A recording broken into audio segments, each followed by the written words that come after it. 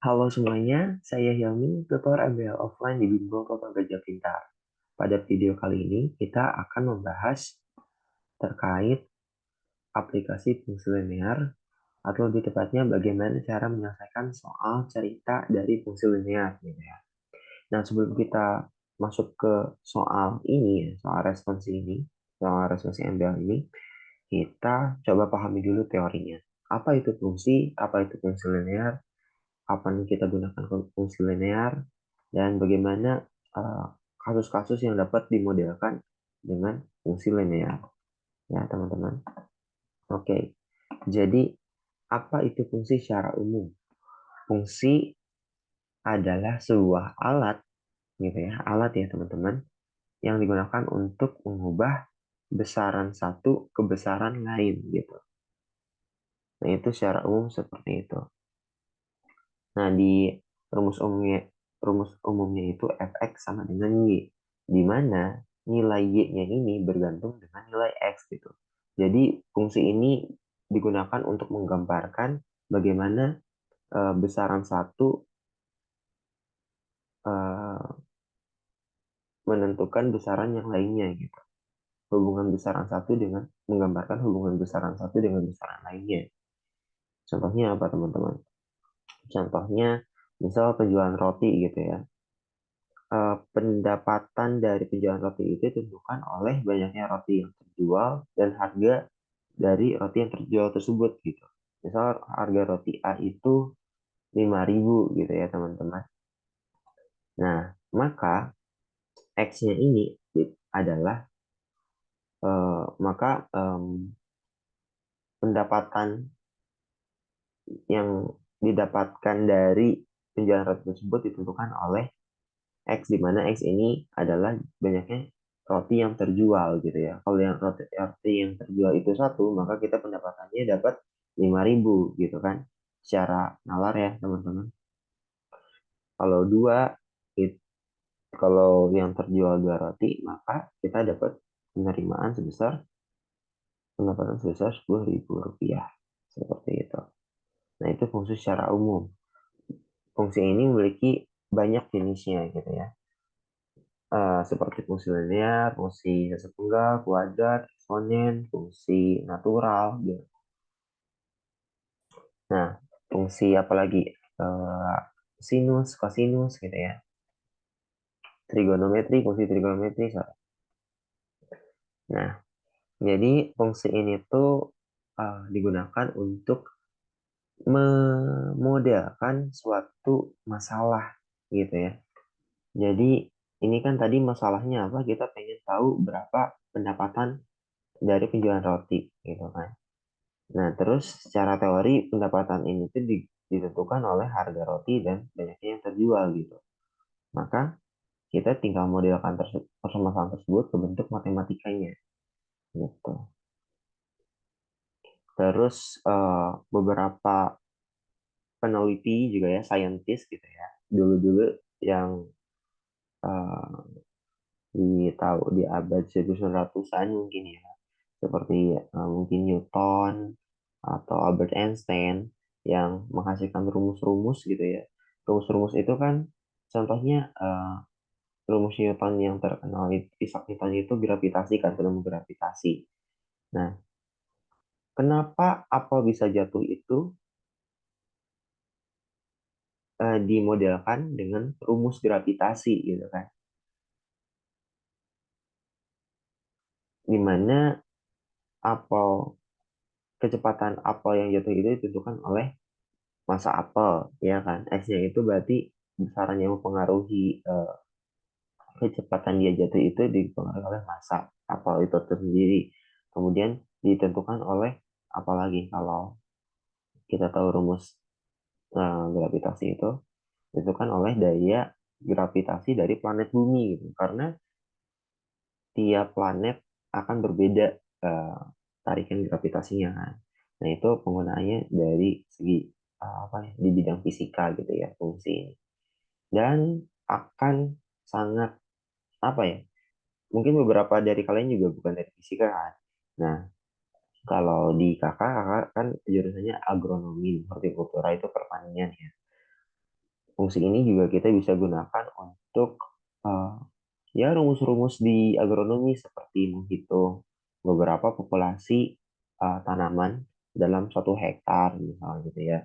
Misal ketika tanaman sawit ini memerlukan eh, luas lahan 9 kali 9 meter persegi. 1 hektar itu luas lahannya 10.000 meter persegi kan. Nah, berarti berapa banyak tuh eh, populasi sawit dalam 1 hektar gitu.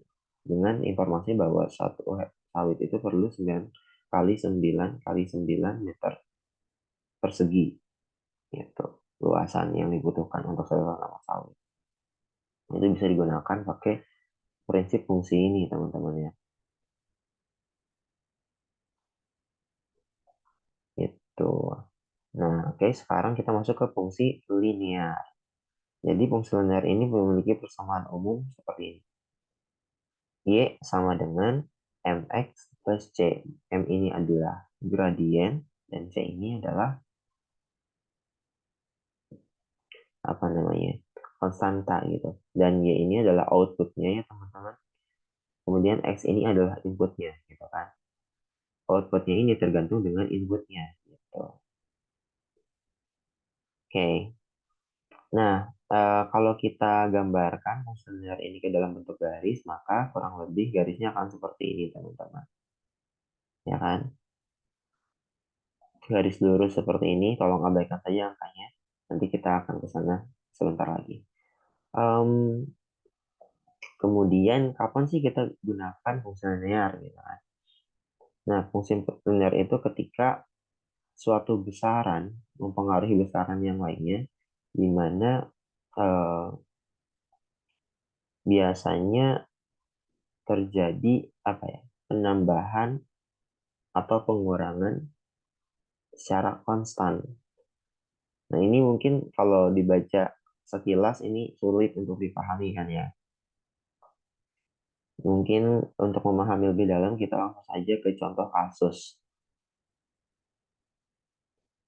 Jadi di sini katanya kalau fungsioner ini biasanya digunakan untuk menyelesaikan soal-soal terkait ekonomi dan bisnis gitu ya. Ya tadi kan penjualan roti gitu kan. Dan di sini juga contoh kasusnya penjualan roti juga ya. Coba kakak ulangi lagi. Di sini pendapat kita mau mencari pendapatan kotor dari penjualan kue. Tadi kan, gitu kan. Nah, penjualan kue ini ditentukan oleh harga kue, pendapatan kotor dari penjualan kue ini ditentukan oleh harga kue dan jumlah kue yang terjual gitu kan. Kita tulis nih, Y-nya itu output yang pengen kita dapatkan dari fungsi ini adalah pendapatan kotor dari penjualan kue gitu kan. Itu satuannya rupiah. Nah, jangan lupa untuk tuliskan satuannya rupiah.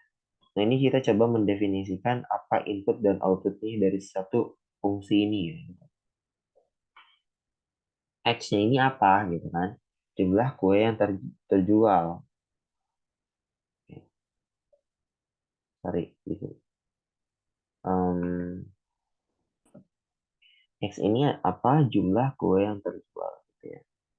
Oke. Nah, kita jika diketahui harga tiap kuenya itu 5.000 per kue gitu kan.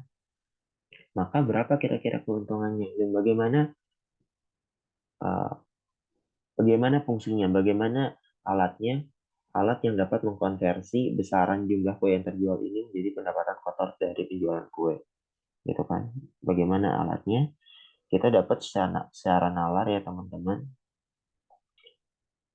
Kalau apa kan karena setiap satu kue dihargai 5.000 berarti kan secara nalar kita kalau penjualannya jumlah kue yang terjual itu adalah satu gitu kan, maka kita dapat kotor sebesar 5.000. Kalau dua gitu ya. Kalau dua, nah ini kita lihat grafiknya ya teman-teman di sini. Kalau dua kita dapat 10.000. Kalau tiga gitu ya, kita dapat 15.000 gitu kan secara nalar.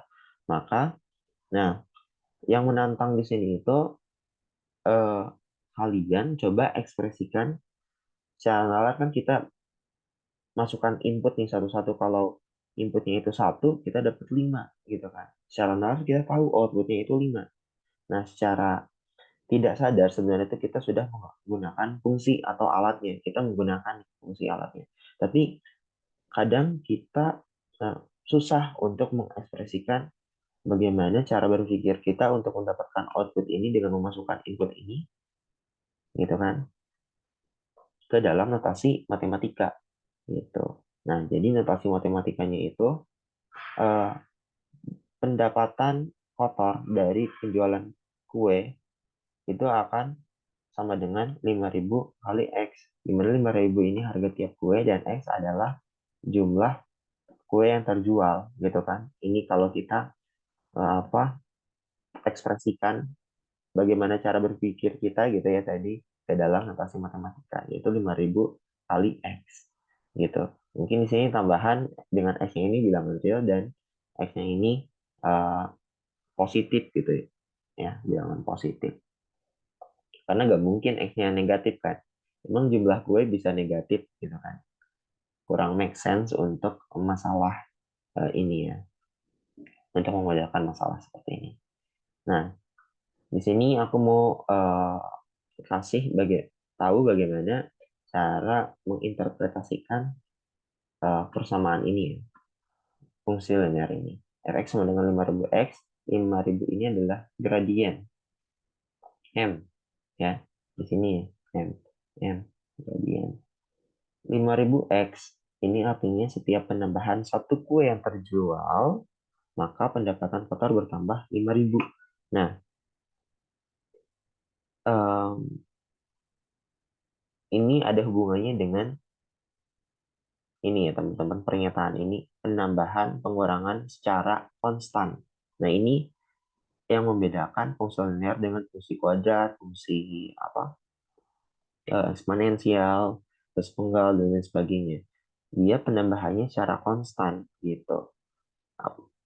Konstan di sini yaitu ya ini bertambah.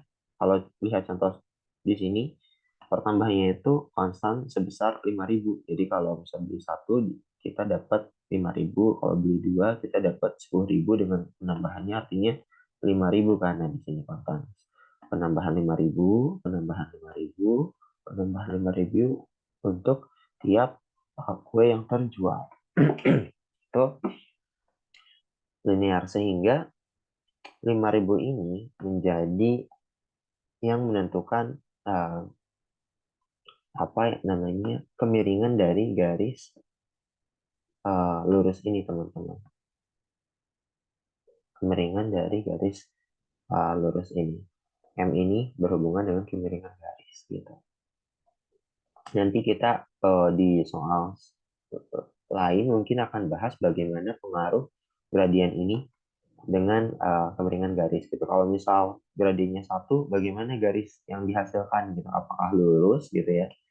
Ini atau justru gini gitu kan? Kalau negatif kayak gimana? Gitu. Nanti akan kita pelajari di video lainnya. Oke, untuk saat ini kita fokus bagaimana cara menyelesaikan soal cerita. Nah, itu tadi sekilas terkait apa itu fungsi secara umum, apa fungsi linear, kemudian kapan kita gunakan fungsi linear, dan bagaimana contoh kasusnya. Gitu. Nah, sekarang kita masuk ke bagaimana pengaplikasiannya. Oke, langsung kita bahas soal cerita.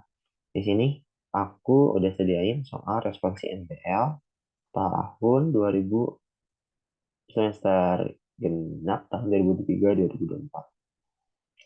Kita baca dulu ya teman-teman, tipsnya itu yang pertama, karena ini susah ya, pahami soal dengan baik gitu. Berarti kita baca soalnya dan nggak hanya baca aja, kita harus paham. Nah, bagaimana cara kita mengukur sejauh mana kita paham dengan soal gitu ya?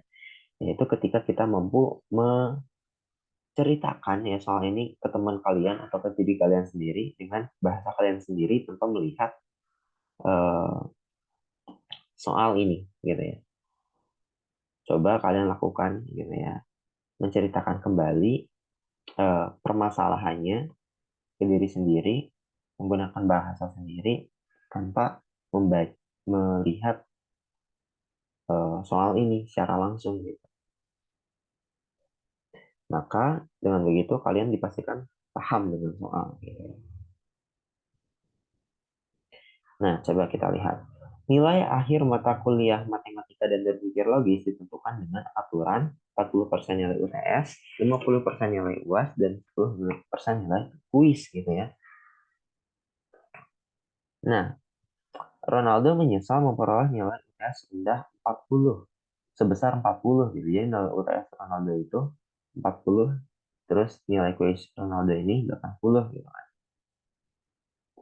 Agar dapat nilai mutu AB gitu ya. Maka nilai akhir Ronaldo tidak boleh kurang dari 70 gitu. Nah, ada nilai akhir ya teman-teman di sini ya. Kalau fokus, tentukan nilai UAS terkecil yang harus diperoleh Ronaldo agar ia dapat setidaknya minimal gitu ya. AB nilai mutunya gitu. Oke, kita coba pahami soalnya. Jadi, nilai akhir MBL ini ditentukan oleh 3 komponen ya kan.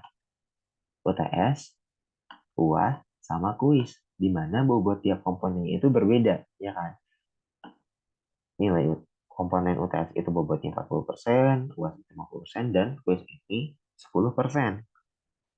Nah, 40% nilai UTS itu artinya apa sih? Nah, ini harus paham nih. Kalau misal nilai uh, UTS yang diperoleh Ronaldo gitu ya, itu 100, kira-kira apa nilai sebenarnya yang diperoleh Ronaldo yang nanti akan diakumulasikan ke nilai akhir?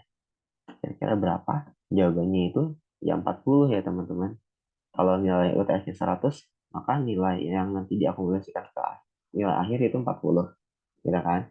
Sama halnya dengan UAS. Ini nanti kalau 100 di UAS berarti nanti dapat 50, ya kan? 40 tambah 50, 90 tuh. Nah, terus kalau 100 di kuis, kita dapat 10. 10 tambah 50 tambah 40, kita dapat 100 tuh. Nilai akhir kita 100, berarti kurang lebih nanti nilai kita A lah gitu ya. Karena, dan nilai 100 ini adalah nilai maksimum gitu kan. Dari um, apa ya? Dari nilai MBL, mata kuliah MBL ini gitu. Kemudian 40% nilai UTS juga artinya kalau misal, nah ini juga untuk memahami apa ya? Memahami soal ya, kita bisa gunakan pemisalan aja. Kalau inputnya itu X, outputnya berapa gitu ya. Ini secara nalar, tadi kan kita kalau 100 dapat 40, kalau 0, misal kita di UTS ini dapat 0, maka kira-kira berapa nilai sebenarnya yang kita dapatkan, yang nanti diakumulasikan ke nilai akhir dari nilai UTS. Kalau kita dapat 0 di UTS, maka kita nggak dapat nilai apa?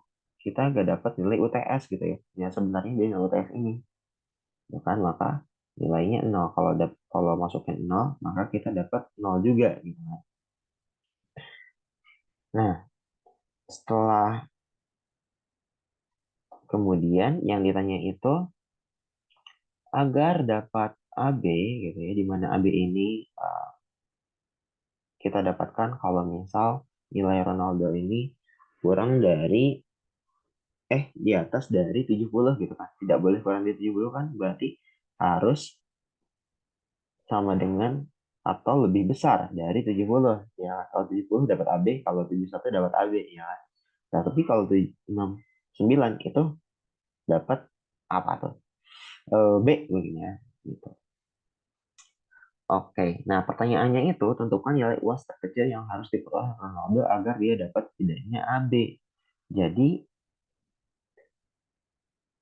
nilai yang harus Ronaldo dapatkan pada saat UAS itu harus berapa sehingga nanti ketika diakumulasikan gitu ya si nilai tersebut dengan komponen nilai UAS 50%, itu nanti hasilnya akan minimal 70 atau lebih gitu ketika kita akumulasikan nilai yang diperoleh Ronaldo saat UAS gitu. Sehingga nanti nilai mutunya kalau 70 dapat Cristiano Ronaldo ini dapat AB. Oke. Nah, bagaimana sih step-step yang harus kita lakukan? Berarti di sini kan kita tadi ada input out, ada output. Nah, input output ini berhubungan dengan fungsi, gitu kan? Kita perlu apa ya namanya? Perlu sebuah alat berarti ya untuk mengkonversi nilai UTS yang diperoleh gitu ya dengan nilai sebenarnya yang diperoleh Aldo dari komponen UTS itu yang kemudian nanti akan diakumulasikan ke nilai akhir gitu. Kita perlu alat, berarti kita perlu fungsi gitu ya. Dari besaran nilai UTS menjadi besaran nilai sebenarnya gitu. Nah, untuk membuat fungsi kita ada beberapa prosedur yang harus dilakukan. Yang pertama itu menentukan input dan output. Yang kedua itu ya langsung membuat fungsi. Nah, membuat fungsi ini tuh bisa dilakukan secara penalaran langsung gitu lah.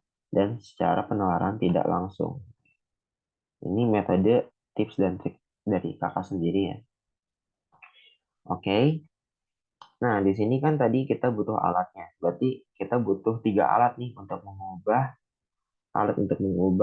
nilai UTS menjadi nilai UTS sebenarnya gitu kan. Nilai sebenarnya dari komponen UTS, nilai UAS menjadi nilai sebenarnya yang diperoleh dari komponen UAS gitu ya. Kemudian satu lagi alat untuk mengubah nilai kuis menjadi nilai sebenarnya dari komponen kuis yang nanti akan diakumulasikan ke nilai akhir. Kita butuh 3 alat, artinya 3 fungsi.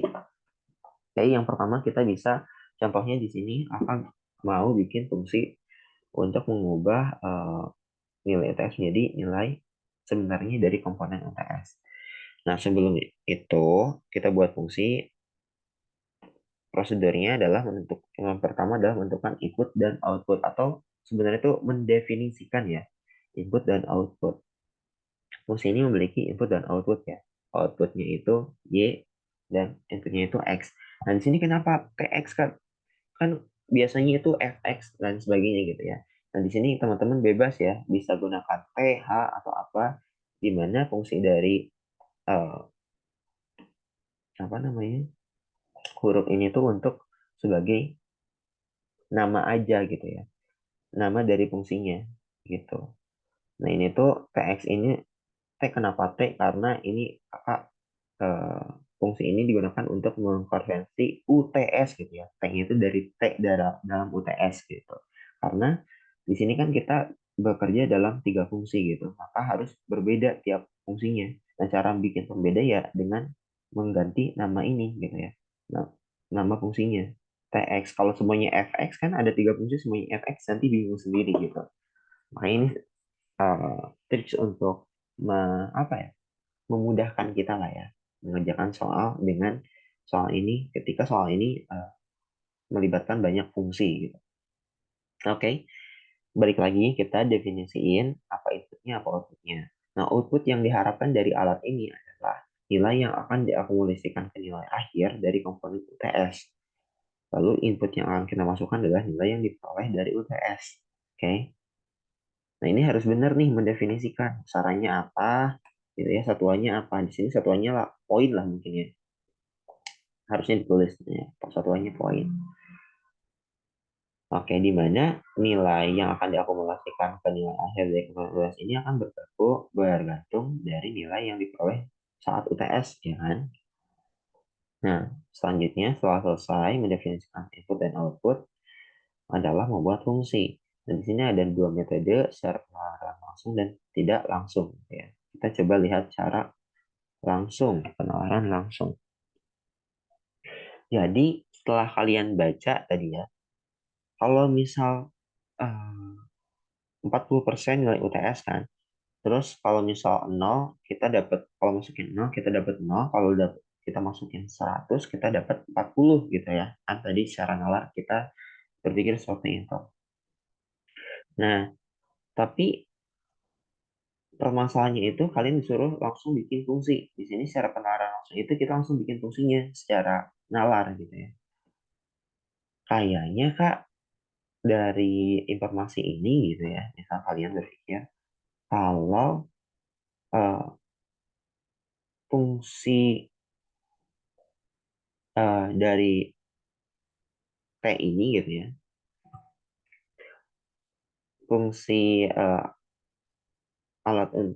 fungsi untuk mengubah nilai UTS menjadi nilai UTS itu sama dengan 40% kali X, Kak. Nah, ini kita bisa validasi kebenaran penalaran kamu gitu. Gimana caranya? Nanti kita pelajari. Kemudian mungkin di sini kakak kasih contoh juga. Oh kak, menurut aku, sorry, menurut aku fungsinya itu harusnya 40 kali X gitu ya. Nah ini benarkah seperti ini? Ini kita bisa uji. Gimana cara ceknya? Jadi cara ceknya itu validasi fungsi yang dihasilkan dari penalaran yang Anda gunakan dengan menggunakan kasus-kasus yang sekiranya meyakinkan. Validasi ini tuh artinya benar atau enggak sih hasil penalaran kalian, nah itu validasi artinya. Nah, menggunakan kasus-kasus yang sekiranya meyakinkan gitu. Nah, di sini kita gunakan tabel seperti ini, ya kan? Tadi kan secara nalar gitu ya, itu kita coba uji yang ini dulu ya, hasil penalaran satu. Nah, kita bikin tabel. Di sini kita dapatkan tadi kalau secara nalar, kalau misal inputnya 0 gitu ya, maka I-nya itu harus 0. Secara nalar nih kita nih dapat seperti ini. Kalau inputnya 100, kita mendapat 40, ya kan?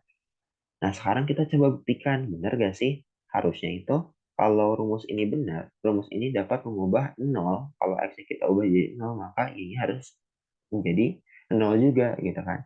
Kita coba masukkan nih, ketika X-nya 0, gitu kan? Maka 0,4 dikali 0, ya kan? Kita substitusi aja, dapat 0. Sesuai nih, E-nya 0. Nah, sekarang kita kasus yang kedua. Biasanya minimal ada dua kasus ya, biar lebih yakin gitu ya dengan penalaran yang kita gunakan itu benar atau enggak. Untuk menguji penalaran yang kita gunakan itu benar atau enggak. Ketika 100, Kak, itu ketika kita dapat 100 di UTS, harusnya nilai sebenarnya yang kita peroleh itu 40, Kak. Nah, kita coba masukkan 100 ke dalam fungsi yang kita dapatkan dari penalaran tadi. 0,4 kali 100 itu sama dengan 40. Oh, bener nih. Nah, ya kan? Kalau kita dapat nilai maksimal di apa ya namanya? Di UTS gitu ya, artinya 100, maka nilai maksimal yang kita peroleh karena komponennya 40%, maka dapat 40 juga kan secara nalar gitu. Oke, itu tadi penalaran satu. Berarti kurang lebih eh, penalaran satu ini benar. Berarti kita udah dapat nih alatnya, fungsinya seperti ini. Oke. Nah, sekarang kita coba uji penalaran yang kedua. 40x ini udah Pak udah jelas salah kan, ya. Karena kita udah punya yang benernya seperti ini. Oke, kita coba uji hasil penalaran yang kedua yang hubungannya itu eh, 40 kali X gitu, di mana X-nya ini adalah nilai UTS-nya. Apakah benar? Kita coba uji ketika X-nya 0 harusnya Y, masukin ternyata benar 0 ya. Oh benar nih. Nah, tapi ketika kita masukkan kasus yang kedua, yaitu ketika X-nya 100, kita masukkan nih ke dalam fungsi ini ya, 40x, 40 kali 100, 40.000. Nah, make sense gak? Secara nalar ini nggak make sense gitu kan. Dan ini harusnya 40 juga, kenapa 4.000? Berarti ada yang salah dengan penalaran yang kedua. Nah, perbaiki lagi penalaran yang kedua ini. Kira-kira seperti apa rumusnya? Gitu. Sampai nanti ketemu rumus yang benar seperti ini. Diuji kan nanti kan ini dikoreksi lagi. Uh, karena udah ada progres nih di sini. Kalau kasus yang satu ini udah sesuai, tapi di kasus kedua ini nggak sesuai kan, berarti udah sedikit benar lah gitu, tapi bisa dikoreksikan. Kamu koreksi, kemudian hasil koreksi itu diuji lagi ya, jangan lupa benar atau enggak penularannya. Kalau ternyata masih salah ya koreksi lagi gitu sampai ketika diuji kedua kasus ini keduanya benar untuk kedua kasus, maka penularan yang kamu gunakan sudah benar itu. Itu metode yang secara penalaran langsung, gitu ya. Bagaimana cara membuat fungsi dengan cara penalaran langsung. Dan sekarang kita pakai penalaran tidak langsung, gitu. Untuk penalaran tidak langsung ini sama ada sedikit kemiripan ya dengan metode yang tadi, di mana kita menggunakan rumus umum dari fungsi linear, yaitu Y sama dengan mx tambah C, gitu. Untuk membuat fungsi gitu ya, kalau menggunakan rumus kita perlu informasi dua titik gitu. Nah, informasi dua titik ini didapatkan dengan penalaran yang kita gunakan tadi gitu. Kalau misal inputnya 0, kita kan maka Y-nya itu 0 ya kan, cara penalaran tadi ya sama kayak ini. Ini yang kita anggap udah benar. Ya, kita yakin udah benar. Kenapa kita gunakan titiknya 0, sorry ya, sebelum kita masuk ke sana. Karena kita yakin gitu kan, katanya kan di sini kita gunakan kasus-kasus yang sekiranya meyakinkan. Kalau dapat nilai terendah 0, gitu, ya kita dapat 0 juga kan. Yakin banget tuh kita kalau dapat 0. Nah, kalau kita dapat nilai maksimal 100, ya kita harusnya dapat nilai 40 dari komponen UTS ini. Ya kan? Itu yakin banget tuh. Tapi kalau misal kita masukin X-nya itu, misal kita dapat nilai 1 ya, UTS-nya itu kita peroleh 1, kira-kira komponennya berapa gitu kan. Itu kurang yakin kita, apakah 4 gitu ya. Tapi kita kurang yakin di sana. Nah, makanya kita pakai kedua titik ini. Ketika X-nya 0 atau ketika kita nggak ikut ujian gitu ya, atau kita emang nggak belajar sehingga pas UTS dapat nilai 0, atau kita pintar banget sehingga kita dapat 100 gitu kasusnya kan. Ini yakin banget kita kan kasus ini, maka itu tadi caranya gimana menentukan kasus yang harus kita gunakan ya. Cari yang sekiranya meyakinkan. Trik sederhananya itu, coba deh kalian gunakan X-nya itu 0 gitu. Dan interpretasikan X-nya ini 0 ini tuh terjadi ketika kayak gimana kasusnya. Ya tadi ketika contohnya nggak belajar gitu ya, atau nggak ikut ujian. Atau kemudian trik selanjutnya itu menggunakan nilai maksimal. Kira-kira nilai maksimal yang bisa memenuhi uh, apa tadi aturan ini ya, 40% nilai UTS itu berapa? Ya 100 gitu ya.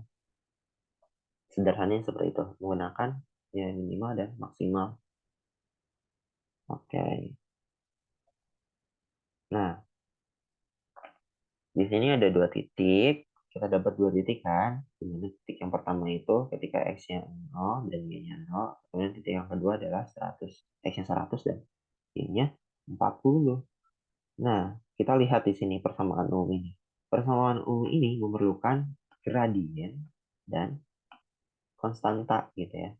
Gradien ini ada rumusnya. Kalau ada dua titik, kita bisa cari gradien. Di mana gradien ini adalah Y1 kurang Y2 dibagi X1 kurang X2. Ini kalian bebas nih. X1-nya boleh ini atau ini gitu. Nah, kakak biasanya gunakan yang atas gitu ya, biar gampang nih. 0, ini Y1, 40 ini Y2, X1 ini 0 ini ya, 0 ini X1, 100 ini adalah X2. Berarti kan 0 tinggal kita masukin aja, 0 dikurangi 40 dibagi 0 kurangi 100, dapat 0,4 gradiennya. Gitu kan? Nah, setelah dapat gradien, kita harus cari C-nya. Gitu ya, aturan prosedurnya ya. Nah, untuk mendapatkan C, kita gunakan lagi rumusnya. Di sini tulis ulang rumusnya. Tulis ulang. Kemudian masukkan ke rumus ini salah satu titik ya, bisa kalian masukkan titik 1, koordinat 1 atau koordinat 2 gitu ya. Dan kita masukkan juga nilai gradien yang udah kita ketahui ke dalam persamaan ini. Nanti kita dapat C-nya, ya kan? Nah, kita misal gunakan titik koordinat yang 1, karena ini mudah banget kan, 0, 0, 0. Kalau X-nya 0, Y-nya 0, kalau kita operasikan persamaan ini akan jauh lebih mudah daripada kita gunakan titik koordinat yang X-nya itu 100 dan Y-nya itu 40, ya kan? Nah, kita masukkan salah satu titik dan nilai gradiennya ke persamaan ini, nanti kita substitusi aja, nanti dapat nilai C-nya. Ternyata C-nya itu 0, ya kan? Nah, dapat nilai gradien, dapat nilai C, kita balik lagi nih. Kita balik lagi ke sini, ke persamaan ini ya. Kita masukin aja substitusi nilai gradien dan konstanta ke persamaan ini. Gitu, artinya balik lagi tuh. Maka kita dapat, tinggal substitusi aja ya. Dapat Px ini, fungsi untuk mengkonversi nilai UTS ini adalah 0,4x. Gitu, teman-teman. Itu tadi punya metode penalaran secara tidak langsung. Nah, apa sih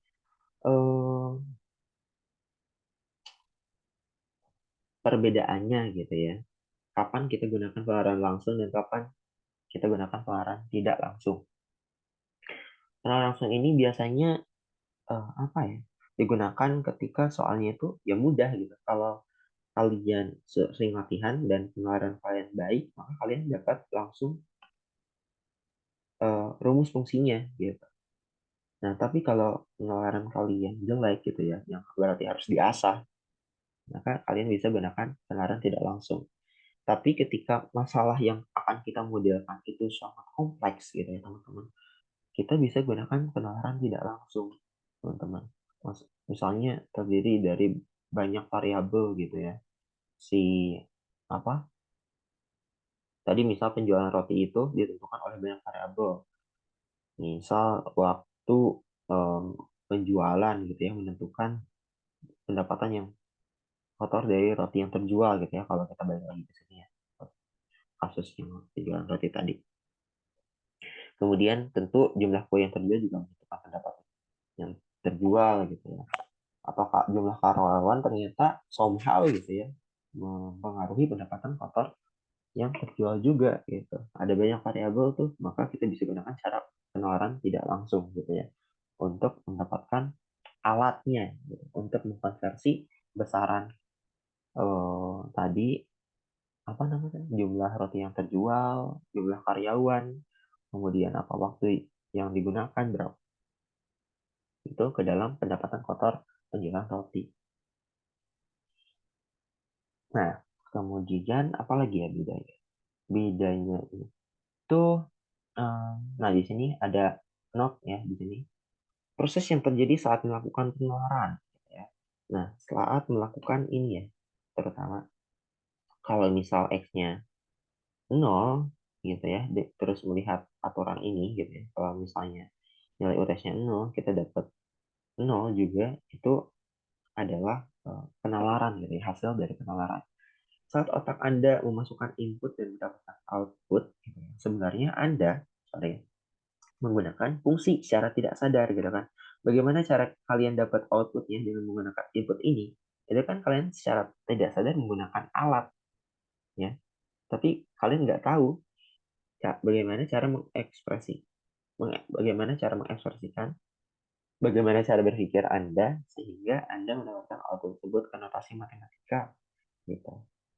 Ya. Coba kita baca lagi.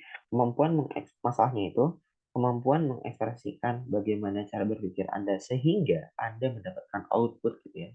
Output ini. Kenapa jadi 0 ketika kita masukin 1 gitu ya. Ke notasi matematika itu adalah masalahnya. Solusinya apa? Latihan yang banyak ya. Gitu. Untuk mengasah penalaran kalian. Nah, kalau misal susah banget nih, maka gunakan metode B gitu ya. Susah ditalar, Kak. Maka kita gunakan metode B. Oke, ini bakal lama banget ya, karena aku ingin coba jelasin secara detail biar kalian paham gitu ya, gimana cara menyelesaikan soal-soal cerita untuk aplikasi linear ini gitu ya. Kalau soalnya berbeda, prinsip yang harus digunakan itu apa gitu. Apa prinsip yang kamu gunakan sehingga ketika mengerjakan variasi soal-soal yang berbeda itu kalian bisa menjawabnya gitu. Sederhananya seperti itu ya teman-teman. Apa yang berusaha aku lakukan di sini gitu. Oke. Nah, kita lanjut lagi ya menyelesaikan permasalahan si Ronaldo ini ya. Ronaldo ini. Oke, dengan metode yang sama, gitu kan, kita tadi dapat fungsi untuk konversi nilai UTS itu 0,4x. Nah, dengan metode yang sama, di mana KX ini adalah dari kuis ya, konversi nilai kuis, S ini konversi nilai UAS, UAS gitu ya. Kita dapat fungsinya itu untuk konversi nilai kuis adalah 0,1x gitu ya. Di mana KX ini adalah nilai yang akan diakumulasikan ke nilai akhir dari komponen kuis. Kemudian XX ini fungsinya 0,5x, di mana nilai yang akan diakumulasikan ke nilai akhir dari komponen UAS. Dengan metode yang sama ya teman-teman. Nah, mungkin kalau misalnya teman-teman menemukan soal ini ya, sama persis kasusnya, ada persen-persenan gitu ya, misal. Nah, maka kalian sederhananya itu, kalau 40% nilai UTS berarti 0,4x. Kelihatan nggak polanya? Kalau 10% nilai kuis berarti 0,1x. Kalau 50% soal UAS maka 0,5x. Gitu. Rumusnya kali x. Nanti kalian bisa langsung gitu. Kalau sering latihan, oh masalah ini nih, ya udah berarti fungsinya ya pasti ini gitu. Nanti akan secara tidak langsung ya. Apa itu ya disebutnya? Pattern recognition ya kalau di CT ya. Jadi kita menemukan, oh masalah ini tuh pernah kita temui sebelumnya dan kita tahu solusinya. Maka kurang lebih solusinya itu seperti ini. Pattern recognition itu melihat pola gitu. Pola yang sama masalah ini dengan pola yang masalah yang pernah kita temui sebelumnya gitu. Maka solusinya juga kurang jauh lebih nggak jauh beda gitu. Oke. Nah, setelah kita punya ketiga alat ini, ketiga fungsi ini, maka ya kita gunakan alat itu untuk konversi nilai yang diperoleh Aldo gitu kan. Nah, kita coba konversi nih. Nilai Aldo itu di UTS 40. Kita konversilah menggunakan alat ini ya, TX.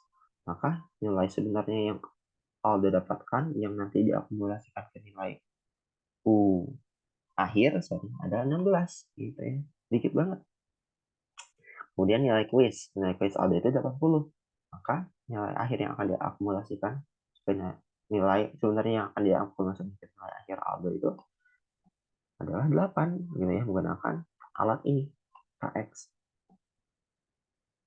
Nah, selanjutnya kita cari berapa nilai sebenarnya yang harus diperoleh Aldo dari komponen UAS gitu. Berarti XX, kita cari XX nih.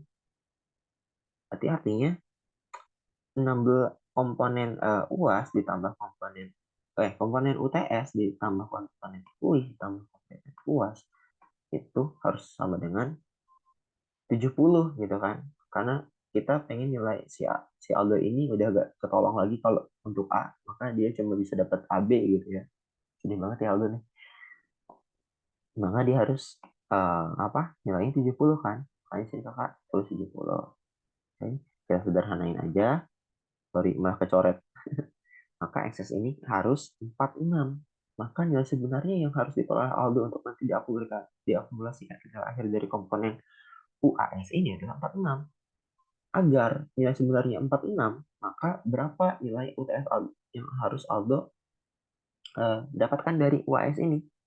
Ya, sederhananya kita tinggal masukkan rumus SF ini kan sama dengan 0,5x sama dengan Y gitu kan. Outputnya 46, berapa inputnya gitu kan. Ya tinggal masukin aja rumusnya ya. X ini 46, berarti 46 di sini. Dan ini rumusnya. Nah, kita dapat nilai yang harus Aldo dapatkan biar nilai nilai mutu MBL-nya itu AB harus 92 di UAS gitu. Waduh, gede banget nih Aldo, ini PR banget nih. Awalnya UTS berapa tadi? 16, jadi 92. Gimana caranya ini? Semoga Aldo bisa belajar dengan baik ya. Atau mungkin Aldo bisa ikut bimbel Toto Gajah Pintar gitu. Oke, kurang lebih seperti itu penjelasan dari Kakak terkait bagaimana cara menyelesaikan soal-soal cerita dari aplikasi Kuisioner. Semoga bermanfaat dan please like and subscribe. Tuh, lihat, panjang banget ya. Sebenarnya itu ini sederhana sih, tapi Kakak jawaban yang seperti ini biar kalian paham gitu ya. Oke, makasih.